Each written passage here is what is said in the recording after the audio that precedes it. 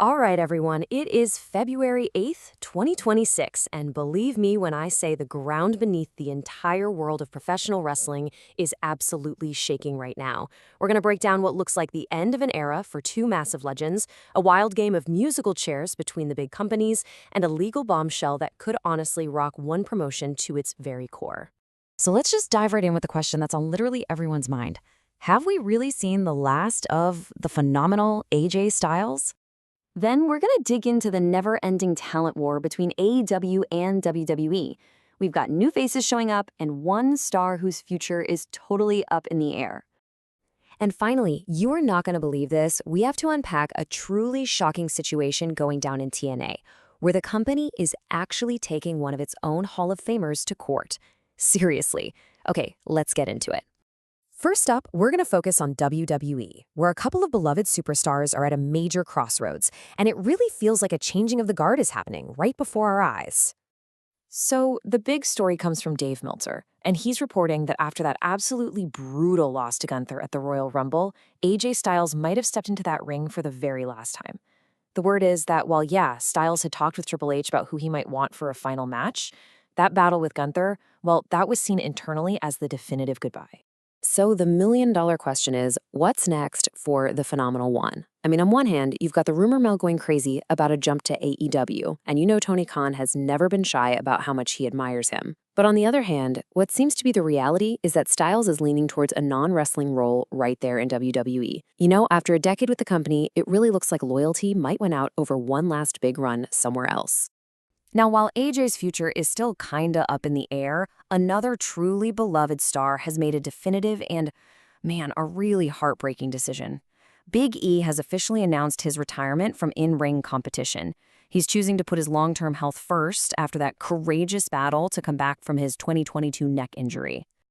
And wow, what an incredible journey it's been for him. I mean, this timeline really puts it all into perspective, doesn't it? From being NXT champion way back in 2012 to completely changing the game with the New Day, and then finally reaching that mountaintop as WWE champion in 2021. And yeah, his in-ring career ended way too soon, but his new role as a broadcaster means we're not losing that infectious energy. Just a truly remarkable career. Okay, let's shift gears and talk about All Elite Wrestling, because their roster is also in flux, and a pretty recent show sparked some unexpected mainstream controversy. All right, there is a lot to break down here in this ongoing talent war. First off, AEW has officially signed that super exciting trio, the Rascalz.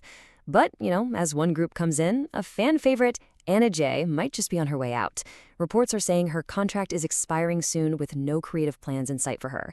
And just as that news drops, WWE makes a big countermove, snatching up a top European prospect named Rayne Leverkusen.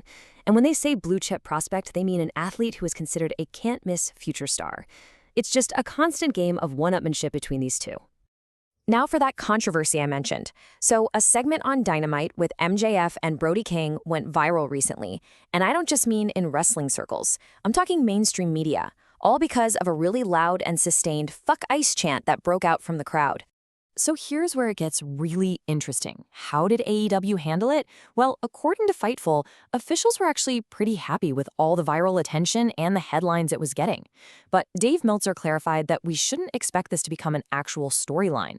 It seems like management wants the publicity, but they're actively trying to avoid being branded as a politically aligned company.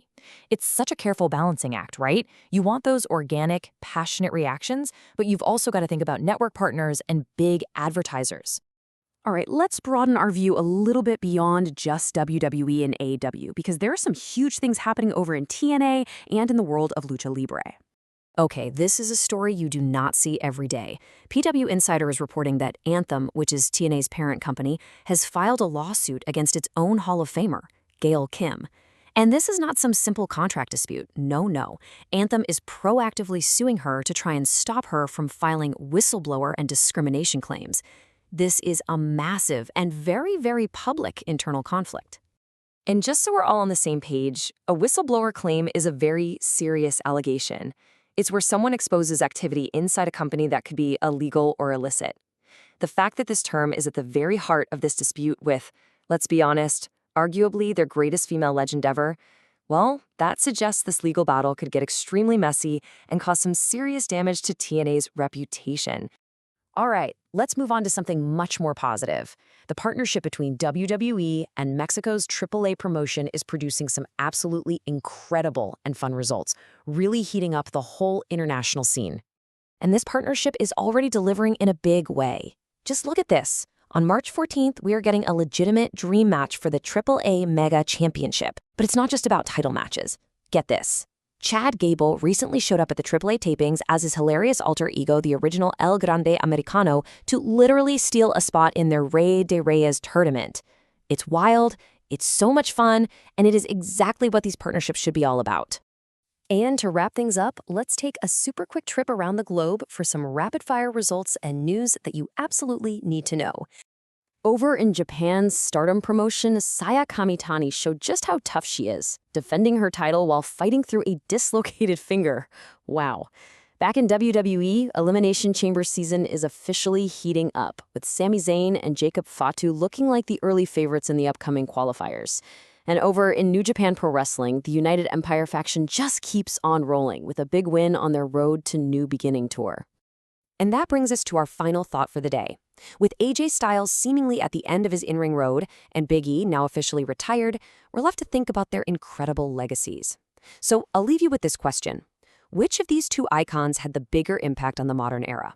You have AJ, the global journeyman who proved that size doesn't matter. And then you have Big E, a powerhouse of positivity who totally redefined what a faction could be. It's a really tough call and definitely something to think about as we watch this landscape shift once again.